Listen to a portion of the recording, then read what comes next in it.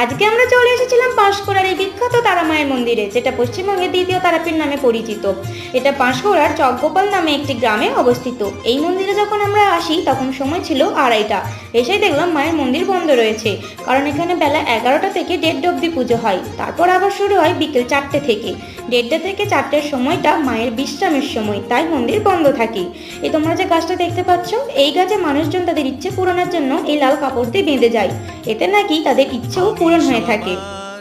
তো আমরা কাপড়ে চলে গেলাম মায়ের সামগ্রী কিনে মায়ের কাছে পুজো দেওয়ার উদ্দেশ্যে। এখানে মায়ের ভোগ খাওয়ানো হয়ে থাকে, যার সম্পূর্ণ তথ্য আমি তোমাদেরকে পরের ভিডিওতে বলে দেবো।